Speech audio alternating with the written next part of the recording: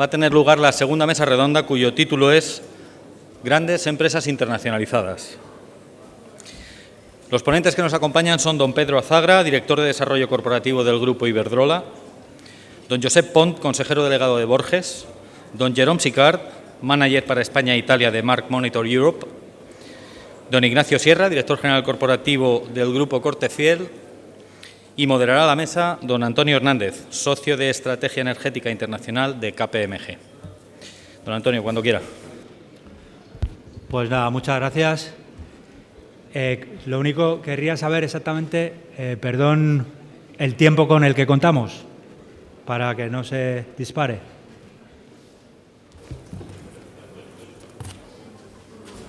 A las 11:50 tendrá que empezar el señor Piqué, o sea, hasta las 11:45. 11:45, perfecto. Pues muchas gracias. De nada. Bueno, pues nada, bienvenidos todos y todas, que veo que hay mucha audiencia también por arriba. Disculpad la sala. Pedro Morera, mi predecesor, me ha dejado un poco el listón muy alto, pero la verdad es que tengo suerte de que tengo 4 ponentes a mi lado que lo van a superar y se va a superar gracias a ellos. Bueno, pues lo primero que me gustaría hacer es presentar esta mesa, aparte de agradecerles a todos ustedes, a todos vosotros, porque veo muchas caras conocidas, a nuestros 4 ponentes de alto nivel, que representan 3 casos de éxito de empresas españolas grandes en su proceso de internacionalización en 3 sectores clave, que ahora veremos, y una empresa americana que está tocando un tema clave en la competitividad, que es la marca y, sobre todo, en un entorno de digitalización y de cada vez más presencia de redes sociales, cómo es necesario proteger la marca, proteger de fraudes y proteger de piraterías. Por tanto, me gustaría empezar dando, digamos, 3 datos clave en el ámbito de la internacionalización de la gran empresa española en los últimos años. El primero es un dato cuantitativo y cogemos cifras del IBEX. Si cogemos la cifra del IBEX de los últimos 6 años, vemos que en el año 2008 el porcentaje de facturación fuera de la empresa, de la gran empresa española, era del 48%, es decir, menos de la mitad. La situación actual es que casi el 64% de esa facturación está en el exterior, es decir, se pasa de un 50% a 2/3 de facturación en el exterior, con todo el efecto arrastre que eso conlleva para la pyme. Y los otros 2 datos son más cualitativos, yo diría. Uno es cómo, incluso en una época muy difícil mundial, de dificultades de acceso a la financiación y muy difícil para España por la macro que había, por la situación de riesgo país que había, pensemos en el año 2012, pues cómo grandes empresas, gracias a sus directivos y a cómo están presentes en mercados estratégicos y en sectores estratégicos, han conseguido atraer a su equity, a su capital, porcentajes minoritarios, pero muy significativos, de inversores, nuevos players en el mercado financiero internacional, como pueden ser los fondos de infraestructuras o incluso los fondos soberanos provenientes de Oriente Medio o de Asia. Es decir, esa confianza en empresas y directivos en un entorno donde la confianza en España pues, no estaba tan clara. La situación, obviamente, gracias a Dios, ha cambiado. Y tercer dato cualitativo, pues que hemos hablado esta mañana de exportación, hemos hablado de exportadores regulares, hemos hablado de tasas, digamos, de fracaso, de exportaciones pues, que intentan salir de la coyuntura negativa saliendo fuera, pero hemos hablado menos de inversiones. Y yo creo que en el ámbito de la gran empresa una de las mayores sinergias es que no se habla tanto de exportación, sino de multipresencia, multiimplantación. Y eso implica una mayor complejidad del negocio y hoy vamos a tener la capacidad de escuchar esas experiencias donde mezclar exportación, implantación y multipaís pues ha sido clave como factor de éxito. Entonces me gustaría empezar presentando los 3 sectores. Sector energía es un sector clarísimo que ha sabido internacionalizarse con éxito en los últimos años en la difícil coyuntura que ha vivido España, pero sobre todo en la difícil coyuntura que ha vivido el sector energético español. Hablamos de precios de crudo elevados, hablamos de déficit tarifario y todas las medidas de recorte que ha habido, y hablamos de escasez de demanda y todo lo que implica eso en exceso de capacidad. Y ha sido un sector clave y clarísimo de éxito en internacionalización. Pasando al sector de alimentación, pues otro sector clarísimo de éxito. Solo cogiendo datos, pues ya suponen sus exportaciones un 16% del total nacional.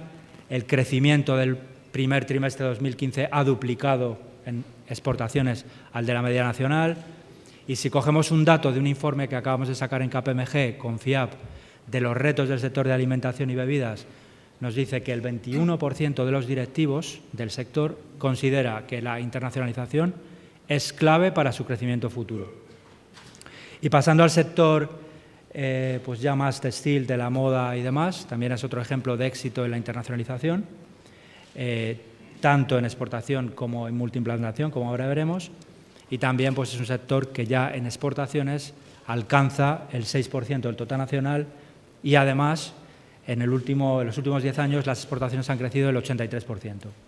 Entonces, con esto más o menos, estos datos de las grandes empresas y de los tres sectores, me queda pues presentar también a la empresa americana que está acompañándonos también hoy, que se ocupa principalmente de la cuestión de la marca y la protección de la marca en los distintos entornos en los que nos movemos de mayor digitalización, e-commerce y demás retos tecnológicos que tenemos. Entonces, un poco la disposición de la mesa, me gustaría presentar a los ponentes, presentarles a cada uno una pregunta concreta de su caso de éxito, luego abrir algunas preguntas generales para ellos que voluntariamente pues nos contesten y luego también, por supuesto, abrir el tiempo a las preguntas que vengan del público. Entonces, bueno, presentando un poco a cada uno de los ponentes y empezando por la derecha, tenemos a Ignacio Sierra, director de Desarrollo Corporativo del Grupo Cortefiel. El Grupo Cortefiel, fundado en 1880 y, sobre todo, pues que ha hecho un esfuerzo importantísimo de competitividad y de internacionalización. Si mis datos no son malos, tenéis más de 2.000 puntos de venta en 83 países. Correcto. Y, sobre todo, 4 enseñas, ¿no?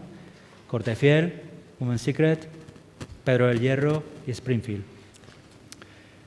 Pues el siguiente participante, pues tenemos a Josep Pont, del Grupo Borges, otro caso de éxito de internacionalización, sobre todo si tenemos en cuenta cómo han conseguido estar con 14 filiales en 12 países y ventas en 120, gracias a su, envidiable red de distribuidores, sobre la que luego entraremos a hablar más en detalle.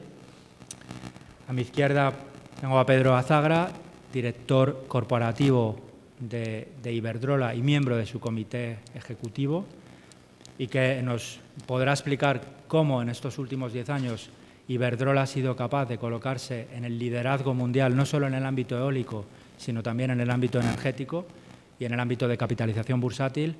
Y gracias, yo diría, a la labor de Pedro, puesto que esa ampliación que se ha producido en su negocio internacional ha sido sobre todo por las fusiones y adquisiciones, por el tema del crecimiento inorgánico, que es una cuestión que me gustaría tratar.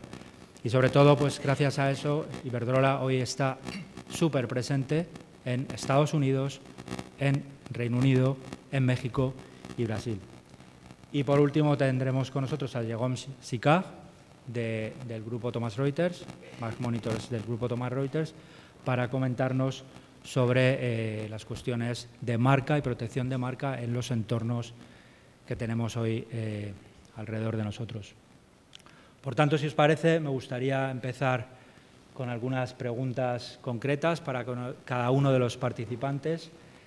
En el caso de Borges, me gustaría preguntaros principalmente dos cuestiones. Una sería, vuestro caso de éxito yo creo que está muy basado en la red de distribuidores. La pregunta sería, ¿cómo conseguir esa red ideal de distribuidores? ¿Qué le hay que pedir a un distribuidor para que sea, pues digamos, el ideal? Porque cuando pides un listado de distribuidores a una oficina comercial, te llega un listado que dices, ¿y con cuál me quedo, no? Pues, y luego otro tema interesante es, dada vuestra experiencia en Estados Unidos y teniendo en cuenta el tema quizá en algunos casos polémico del acuerdo transatlántico entre Unión Europea y Estados Unidos, se dice que el sector agroalimentario español va a ser uno de los grandes beneficiarios. Me gustaría conocer cuál es vuestra opinión dentro del sector y, por vuestra experiencia en Estados Unidos, de los efectos de ese acuerdo para vosotros y, en general, para el sector español. Muchas gracias. Buenos días. Bueno, una internacionalización se puede hacer de muchas maneras. Se puede hacer caminando, se puede hacer andando, se puede hacer corriendo, se puede hacer saltando. Yo, de alguna forma, siempre procuro aconsejar ir bastante despacio. Un proceso de internacionalización es una de las probablemente más importantes decisiones que un consejo de administración, que una empresa pueda llevar a cabo a lo largo de su historia. Por lo tanto, hay que tomar todas las medidas y hay que tomar todas las prevenciones y hay que hacerlo despacio. Es un tema de largo plazo desde mi punto de vista. Nosotros, cuando hablamos de internacionalización, estamos hablando de una historia de más de 50 años que empezaron ya nuestros padres y que seguimos luego nosotros, ¿no? Por lo tanto, para responder a tu pregunta de forma concreta, poco a poco, despacio y un país después del otro, ¿no? Y una cosa te lleva a la otra. Y con muchísima gente trabajando y una expresión que nosotros utilizamos es avión y manta. O sea, no te traen nada a casa, tienes que ir a buscarlo todo, tienes que ser enormemente proactivo desde un punto de vista comercial y una oportunidad pues te trae a la otra. En ese sentido, pues esta sería un poco la explicación de la evolución que nosotros hemos hecho a lo largo de 5 o 6 décadas, ¿no?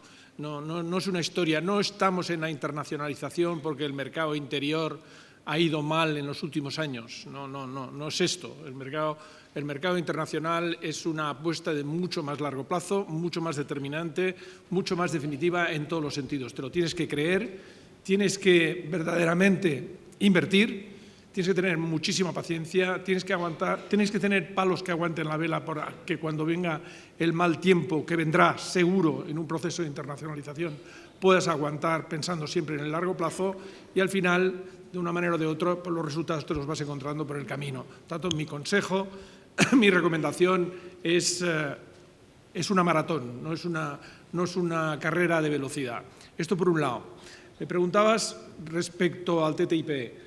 Mi postura y la postura de nuestro sector es como más libertad mejor, como mayor entendimiento con Estados Unidos mejor. Sin duda tenemos enormes oportunidades en el mercado americano para los productos agroalimentarios españoles, enormes oportunidades. Ahora tenemos barreras de entrada de todo tipo, tenemos amenazas, tenemos problemas, tenemos dificultades. Todo lo que sea una apertura y una posibilidad de poder comercializar libremente en un mercado de 800 millones de personas, pues es positivo, es positivo. Es una cosa que no tiene parangón.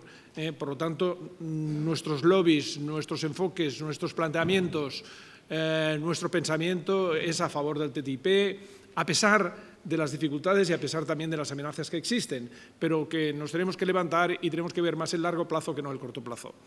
Hay un tema, además, si te parece, no sé si querrías que comentar alguna otra cosa en particular, pero yo quería hablar también porque lo he visto en tu pregunta y quería también hacer una mención específica al tema de la marca España.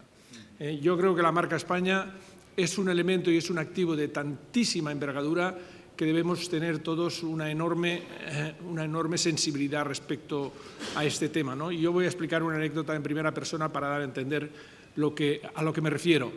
La marca España tiene que empezar primero para que nos lo creamos los españoles. No es un elemento exterior, no es un elemento internacional solamente.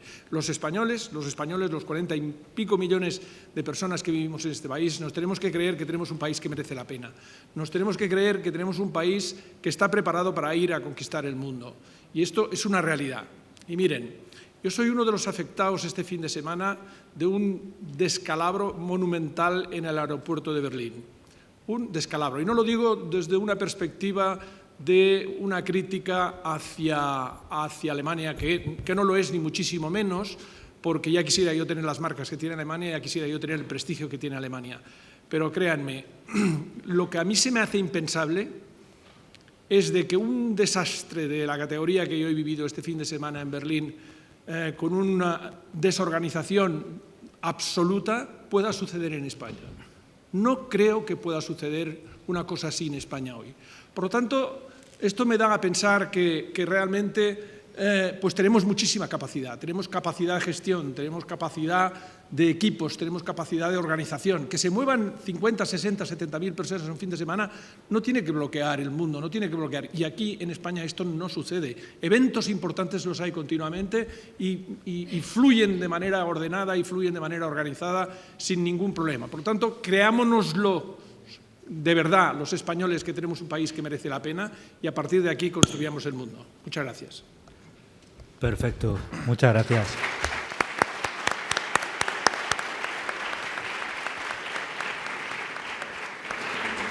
Y de hecho estoy totalmente de acuerdo que los españoles debemos ir con la cabeza bien alta, y más en la situación actual. Al final lo de Berlín no pasó nada porque ganamos. Sí.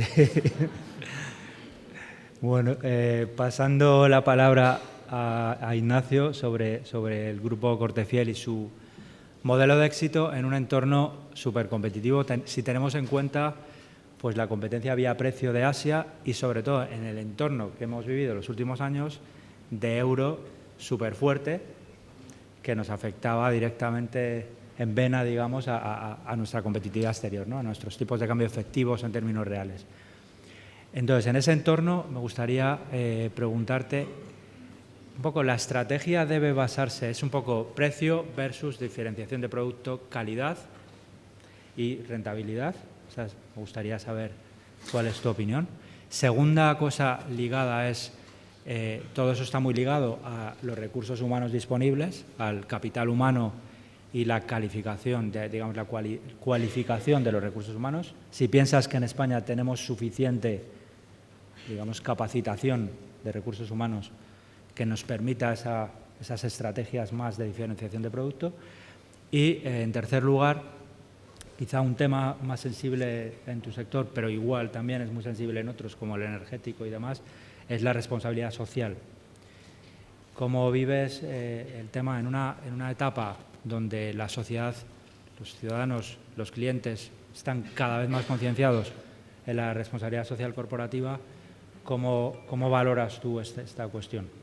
Muy bien, muchas gracias, Antonio, porque además los tres temas están muy relacionados y van íntimamente ligados. Yo creo que el gran, digamos, ejemplo que puede dar la industria de la distribución textil española ha sido el vivir de primera mano cómo se estaba estructurando el mundo, cómo se estaba estructurando el comercio internacional. Y desde una posición de solo vendedores, somos unos señores que fabricamos en España, vendemos y exportamos, hemos dado cuenta cómo se iban posicionando los grandes países, los grandes agentes económicos, y nos hemos dado cuenta antes que muchos, o junto con otros también importantes, en que la clave del éxito está en comprar y vender en todo el mundo. Comprar y vender en todo el mundo, ¿cómo lo haces? Pues un poco lo que estábamos hablando antes, con marca.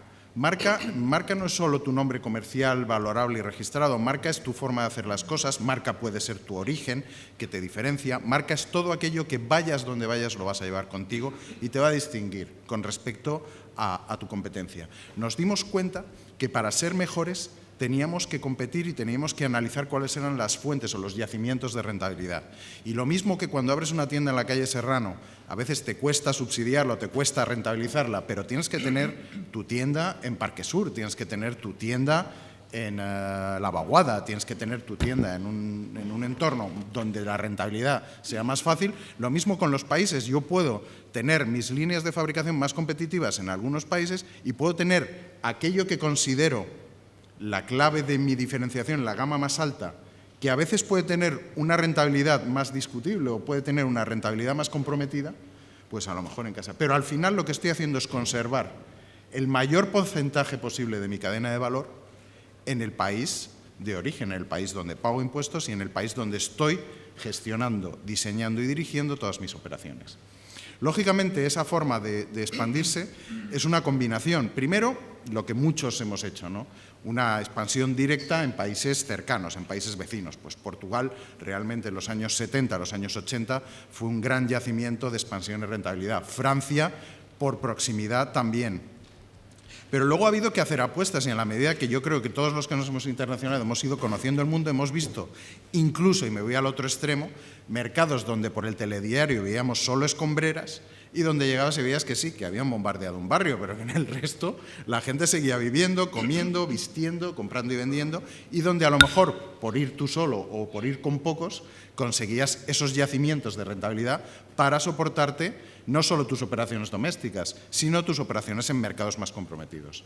Segundo, la exigencia de competir en mercados más competitivos, en mercados más maduros, te hace mejor en tu propio mercado, siempre. O sea, no puedes ir tampoco con una visión de que vas a enseñar a la gente. No, es mucho más productivo a largo plazo el competir con gente que lo hace muy bien, porque tú vas a mejorar. Como decía Josep hace un momento, no se trata de salir para evitar una crisis o a raíz de una crisis, pero sí, sin embargo, el tener esos yacimientos o esa base de crecimiento diversificada te ha permitido, y en nuestro sector ha sido clarísimo, nos ha permitido durante esta larguísima crisis ser empleadores netos y además generadores cada año constantemente de grandes cantidades de empleo joven. Los recursos humanos están íntimamente ligados. Es cierto que en los primeros momentos nosotros nos hemos encontrado, mucha gente nos hemos encontrado con una dificultad a la hora, sobre todo en cuadros medios y cuadros altos, de dotar gente con perfiles de expatriados, gente con perfiles de internacionalización. Y de hecho, en nuestra sede, en Madrid, tenemos gente de 24 nacionalidades. Tenemos la ventaja inversa, que es que les gusta venir aquí, les gusta quedarse aquí, que es una ventaja a explotar. Pero nosotros tenemos que dar el paso adelante de que no solo eso, sino que a nosotros nos guste salir de vez en cuando para echar de menos esto, que estaría muy bien, ¿no? Y yo creo que eso ha avanzado mucho. La nueva generación realmente es muchísimo más internacional. Y respecto a la responsabilidad social, está muy vinculado a la marca. Es decir, tu activo cuando sales fuera y no tienes ni a un tío que te respalde, ni a un primo que te coloque, simplemente es tu nombre, tu honra y tu prestigio, es lo que debes defender. En la medida que tú eres visible, en nuestro sector somos hipervisibles porque estamos en las grandes calles, en los grandes centros comerciales, cercanos, en contacto directo con los ciudadanos, es nuestra marca. Eso ha hecho, por ejemplo, al ser tan internacionales en textil, piensa que uno, pues, dentro de los 10 grandes compañías internacionalizadas del mundo, no solo de Europa, del mundo, hay 4 españolas en distribución textil especializada. Te hace muy visible y, por tanto, te hace responsable de esa ecuación de confianza con tus clientes directamente. Entonces, no puedes esconder, disimular. Precisamente yo diría que en estos momentos, en responsabilidad social corporativa, en confiabilidad, de seguridad de producto, de monitorización de las condiciones sociales en los países de origen, en los países en desarrollo, en los países emergentes, las compañías españolas estamos fijando, en la mayoría de los casos, junto con 2 o 3 multinacionales más de origen europeo y algunas norteamericanas, los estándares de auditoría, pero que no son de ahora. La sensibilidad social a esto, la sensibilidad del público o de los medios es más reciente, yo diría a partir de 2002, pero especialmente a partir de 2005, 2006. Pero es un trabajo que se viene haciendo desde las primeras oficinas de compra que se abrieron en destinos como Hong Kong o como Delhi en los años 90, donde gente que habíamos estado fabricando, gente que venía de las estructuras de fabricación, veíamos no solo los procesos de calidad, sino los procesos de sostenibilidad en el término, entendiendo sostenibilidad como durabilidad y permanencia en el tiempo, no como impacto medioambiental. ¿De acuerdo? Entonces, una estructura de compras internacional solo puede ser sostenible si tiene los cimientos sólidos. Y los cimientos son sólidos si lo que estás vendiendo es tu marca y tu prestigio, si es, digamos, posible, verificable y defendible frente a los clientes. Y ya un mínimo. Conozco bien, he estado en los equipos de negociación del TTIP por parte del sector, porque encabezo la agrupación del sector europeo en Bruselas. Yo creo que no solo la apertura del mercado norteamericano va a ser importantísima, que va a ser espectacular, esto es importantísimo a nivel internacional y está pasando con bastante discreción. El TTIP lo que supone no solo es que se abran recíprocamente mercados que por naturaleza ya tendían a aproximarse, pero cuyas barreras hacían económicamente difícil. Va a establecer un sistema de reconocimiento mutuo y de estandarización de determinadas prácticas en seguridad, en calidad, en fabricación, en verificación, que van a abaratar enormemente los costes de puesta a disposición en todo el mundo para nuestros proveedores, para nuestros fabricantes aquí y fuera de aquí. Eso va a ser un cambio significativo en el momento en que mis productos, mi cadena de valor verificada y cómo se ha construido esté mutuamente reconocida. No es solo el acceso a mercado, va a ser esa estandarización a nivel global lo que nos va a permitir competir con esos grandes bloques emergentes que nos estaban relegando a una posición más recesiva. Con lo cual yo creo que el TTIP es ahora mismo estratégico y deberíamos mirarlo con más cariño. Muchas gracias, Antonio. Sí, pues muchas gracias, Ignacio, y confiemos en que vuelva a reactivarse con la fuerza que tenía, ¿no? Pasando a la otra esquina de la mesa, Jérôme, por favor, me gustaría, dada vuestra liderazgo y experiencia, si nos pudieras comentar un poco el tema de reto versus oportunidad y oportunidad versus riesgo de lo que es hoy la nueva situación que vivimos. Digitalización, redes sociales cada vez más importantes, cambios en los mecanismos de distribución internacional y doméstico por esa mayor digitalización. Y en este contexto, pues primero ver si eso es una oportunidad o es mucho riesgo de que en esa, digamos, digitalización alguien se apropie de tu marca o haga un uso fraudulento de tu marca. Y un poco cómo ves tú este entorno, ¿no? Buenos días, y antes de todo me quiero disculpar por mi acento francés. Es una enfermedad que no puedo curar. Sí, Internet hoy no se puede evitar. No estar en Internet es un freno para el desarrollo no únicamente local, pero también internacional. Internet es más barato que abrir tiendas en todos los países del mundo. Yo trabajo muchísimo en Italia, mucho más en Italia que en España, porque en Italia se ve que están más receptivos a los temas que trato yo. Probablemente entraremos en esta dinámica también en España y lo espero para mí mismo y para vosotros. Pero trabajo mucho con empresas del lujo. Hace 5 años, en el mundo del lujo italiano, todo el mundo me decía, pero Jérôme, en Internet no es para el lujo, nunca iremos al Internet.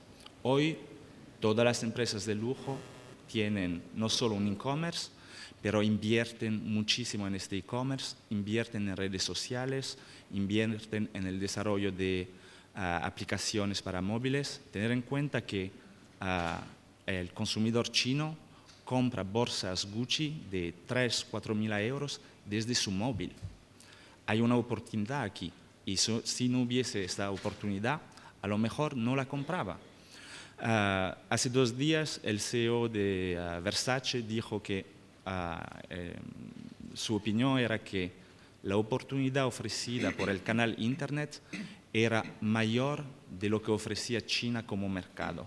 No hoy, pero en un futuro muy próximo. Ahora, yo aún soy jovencito, pero lo que tenéis que saber de mí es que nunca he visitado una agencia de viaje en mi vida.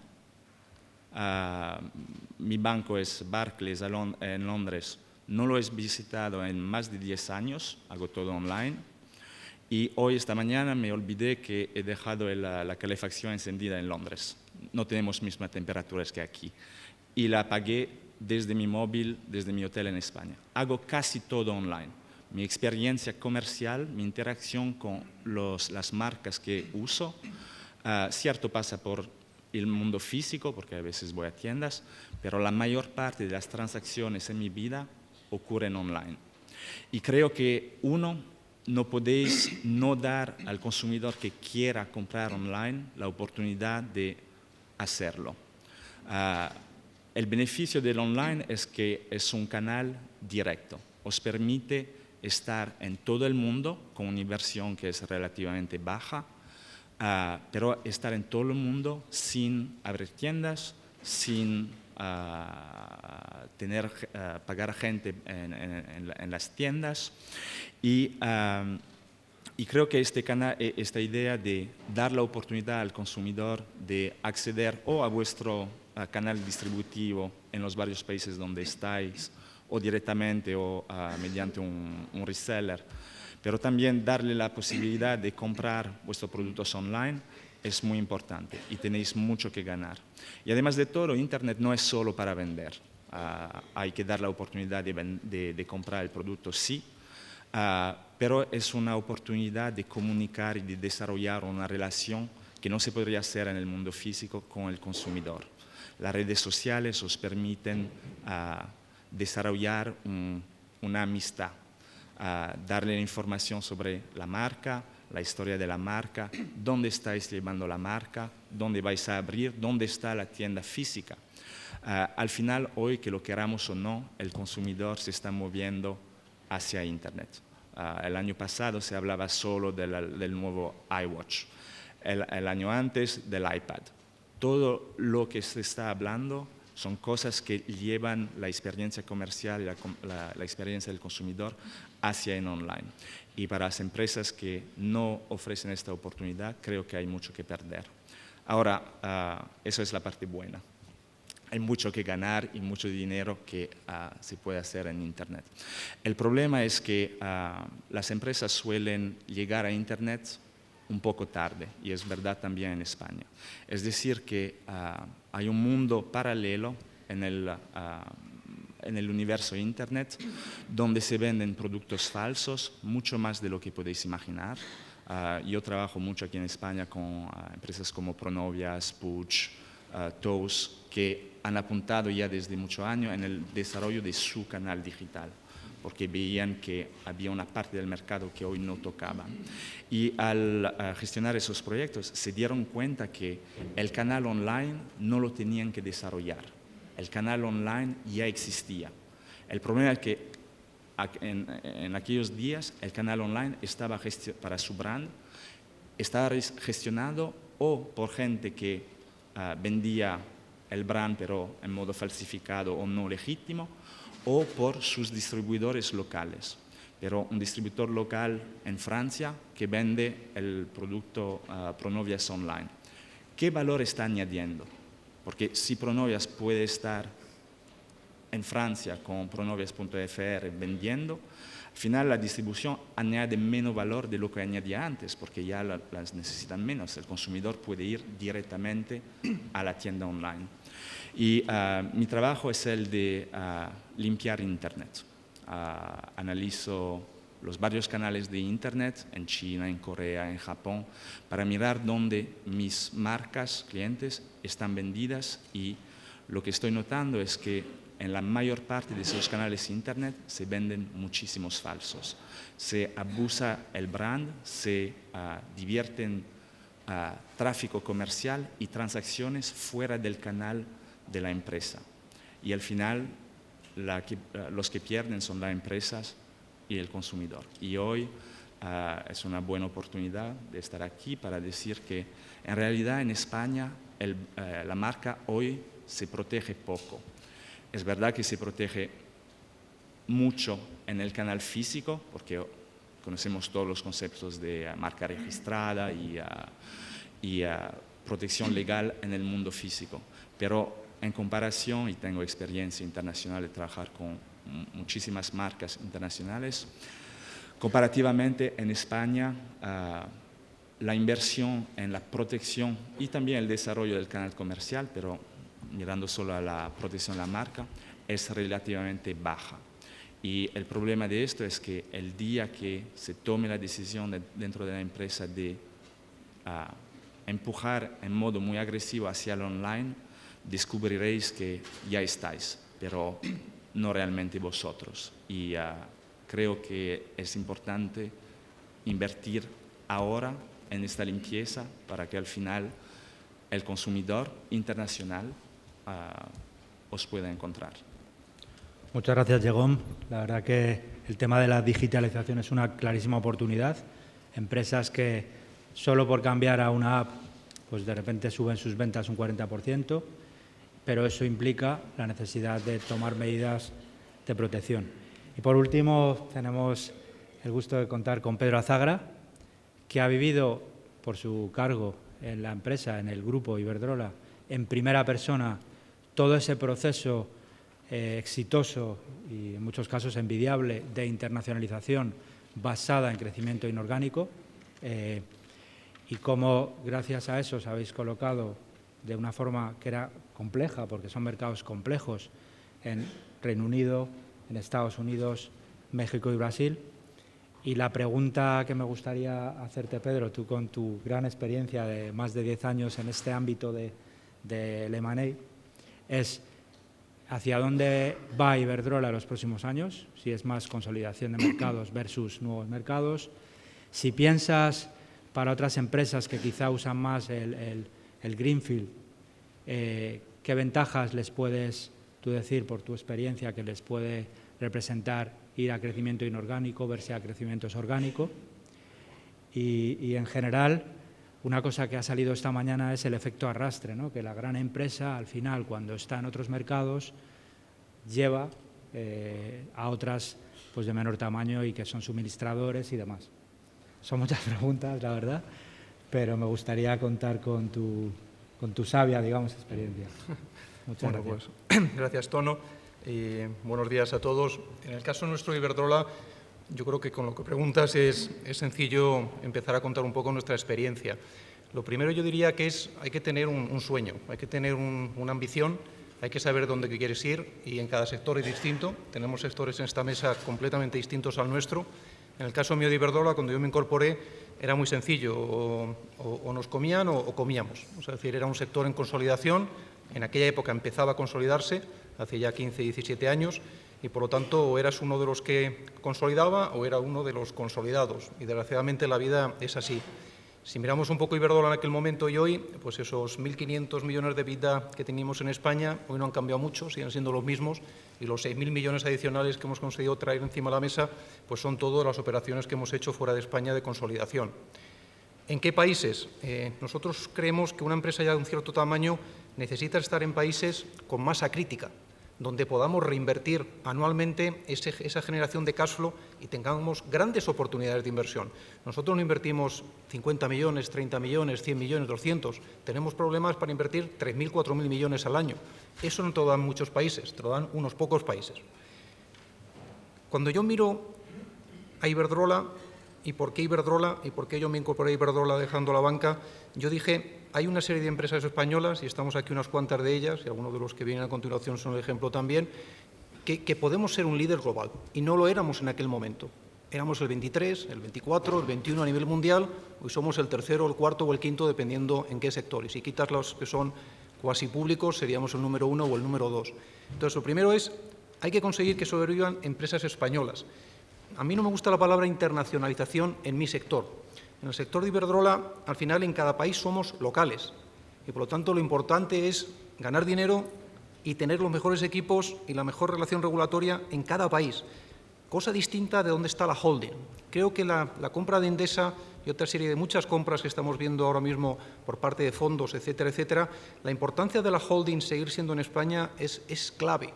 Que hablen con los proveedores, que hablen con las universidades, que se mire el tipo de empleo que se empieza a coger versus el que se cogía antes. Empieza a sobrar la dirección, porque ya la tienes en la matriz. Entonces, la importancia de las holdings en un país es clave, que es distinto a que en cada país, en nuestro caso, tenemos subsidiarias que en el 99% está llevada por locales, no por españoles que hemos enviado para allá, sino por los mejores locales que podemos encontrar. Forma de internacionalizarse en mi sector y con el tamaño que nosotros tenemos. Fusiones, adquisiciones, en paralelo a Greenfield. Una cosa no está reñida con la otra. Nosotros tenemos que estar buscando continuamente los mejores proyectos, pero también tenemos continuamente que ver las oportunidades de consolidación. El tamaño crítico no todo al Greenfield. El Greenfield es una excepción. Que alguien pueda duplicar, triplicar o cuatriplicar su tamaño gracias a Greenfield. Es el proceso de consolidación el que nos ha permitido pasar del número 20 y tantos al número 3, 4 o el número que queráis coger. Proveedores. En el caso de Iberdrola, muchos de nuestros proveedores nos siguen y, por lo tanto, esos proveedores, en este caso españoles, están montando fábricas para suministrarnos cables, etcétera, etcétera, en aquellos países donde nos posicionamos. Con lo cual hay un efecto para nosotros positivo con dos vertientes. La vertiente matriz, la vertiente España, pero la vertiente local, de tal forma que demostramos a los reguladores políticos de turno locales que gente como Iberdrola crea también empleo en esos lugares locales donde nos implantamos, y es un efecto arrastre al proveedor también en España, pero al proveedor local, fruto subsidiaria de ese proveedor local. ¿Cómo financiarse? Nosotros, está claro que somos muy disciplinados desde el punto de vista de rating, de estructura de deuda. Hemos visto muchas empresas utilizando deuda, y deuda, y deuda, muchas veces mezclando la propiedad con evitar diluirse. Una empresa a partir de cierto tamaño tiene que estar en bolsa, tiene que tener los mercados de capitales y tiene que tener una disciplina de ir ampliando capital cada vez que tú hagas cierto tipo de operaciones. Si las operaciones que hacemos van mal, los que tienen que responder son los accionistas. Si las operaciones van mal, quien no debe responder son los españoles que se comen la deuda que te han dado unos bancos y que, por lo tanto, tú te has hiperapalancado para hacer operaciones. Eso es un desastre. Por lo tanto, tenemos que responder frente a nuestros accionistas. ¿Cómo se consigue una internacionalización? Pues estando on the road. O sea, al final, o estás en esos países, o te haces local, o conoces a todo el mundo. Las operaciones no llegan por arte de magia. Y sobre todo las operaciones que nos gustan a nosotros, que es amistosas, bilaterales. En procesos de subasta, muy complicado ganar dinero. El retorno, el éxito de una operación es al día siguiente cuando le explicas a los accionistas el accretion, dilution and earnings, le explicas un poco el impacto en tu ROE, le explicas tu ratio de endeudamiento, pero 2 años después tienes que ganar dinero y 10 años después tienes que seguir ganando dinero. Por lo tanto, las operaciones amistosas es el éxito. O sea, yo creo que es la única forma en la cual yo pienso que se puede ganar dinero. ¿Qué países estamos nosotros? No fue de repente. O sea, al final pensamos hay que tener un mix de países emergentes y países, vamos a decir, desarrollados, pero todos tienen que ser de gran tamaño, porque gente como nosotros necesitamos esa masa crítica para poder invertir. ¿Y qué hicimos? Una mezcla de los mejores países emergentes con masa crítica, los Brasiles y Méxicos, con aquellos otros países AAA, Estados Unidos, Reino Unido, donde claramente una estabilidad regulatoria, rating, etcétera, te ha ayudado mucho lo que son tus inversiones. Y finalmente, para terminar, nosotros hablamos siempre del concepto local. Es decir, queremos ser globales, pero siendo locales en cada sitio. Y eso yo diría que es de los conceptos más complicados. Eso implica cambiar los consejos, cambiar la mentalidad, tener equipos globales, tener equipos locales, estar dispuesto a que la gente en las subsidiarias gane más dinero que la gente en la Madrid, estar dispuesto a que cada país tienes que tener una situación ad hoc. Esa es la dinámica para mí más complicada de cambio de las empresas para poder realmente globalizarse y ser exitosos a nivel mundial. Muchísimas gracias, Pedro, y sobre todo por compartir vuestra interesante experiencia con las demás empresas. Me dicen que tenemos prácticamente que acabar ya, así que intentando resumir en una única pregunta todas las que he recibido para poder dar opción al público también a preguntaros, yo lo resumiría muy rápido. En las épocas donde el euro estaba súper fuerte y los precios del petróleo estaban muy altos, las empresas han utilizado como ventaja competitiva la marca, la financiación vía equity, no tanto deuda, buenas estructuraciones fiscales también hemos oído en la mesa, buena movilidad de recursos humanos, el tema de las alianzas estratégicas, es decir, han salido muchos factores de competitividad distintas al precio. La pregunta es, ¿cómo potenciar eso en un entorno donde nos vienen dos factores positivos exógenos de fuera, que son debilidad del euro, que parece que incluso podría llegar, según algunos analistas, al 1,1, luego rebotaría en 2016-17. Eso por un lado, y por otro, la caída de los precios del petróleo y leve recuperación hasta del orden de los 60, 70 y tantos, ¿no? En ese entorno, ¿cómo potenciar la marca, cómo potenciar esos factores de competitividad distintos al precio? Si podéis muy breve cada uno dar vuestra digamos, impresión, pues muchas gracias. Vale, pues si quieres empiezo yo.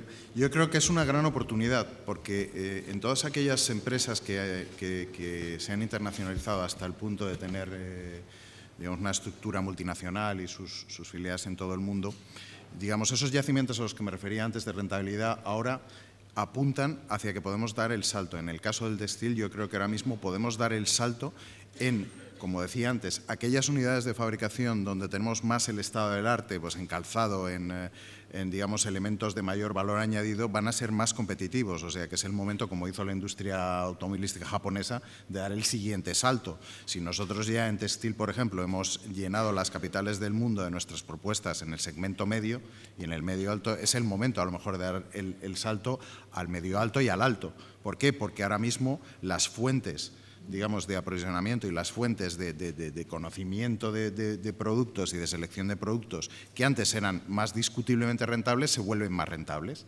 Es decir, esa multinacionalidad te permite jugar en el mundo globalmente, no te permite estar sufriendo ahora es mi divisa, ahora no es mi divisa. Entonces, el ser global te permite competir.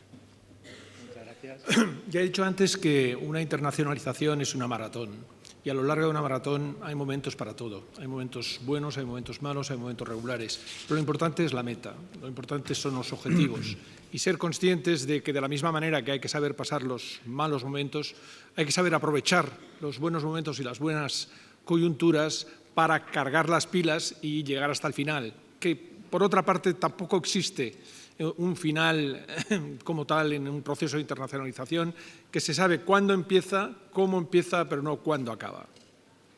Muchas gracias, Josep. Pedro. La debilidad del euro me suena más problemas exportadores, importadores y esa dinámica. Yo creo que las empresas que al final cotizas en bolsa, eres global, te puede afectar en la consolidación, que puedes tener un dólar fuerte, un euro débil y bueno, pues te traes más ahora en euros, dólares equivalentes, pero no tanto desde el punto de vista de acceso a los capitales, etcétera. Yo creo que el acceso ahora mismo a los mercados de capitales, a equity y a deuda, es brutal. Con lo cual yo creo que precisamente estamos en un momento donde cualquiera puede hacer una salida a bolsa, cualquiera puede hacer una operación de capital y el acceso a deuda claramente ha cambiado. Por lo tanto, yo no veo ese riesgo. El tema del crudo también es muy de sector, tenemos luego una presentación específica de ese sector. Bueno, no lo vinculo tanto a los problemas de internacionalizarse en absoluto. Muchas gracias, Pedro. Y finalmente, Jérôme. No creo que tenga mucho que contribuir a ese tema. Bueno, pues la moderación te agradece para que no nos echen la bronca y podamos mantener el programa. Pues muchas gracias a todos.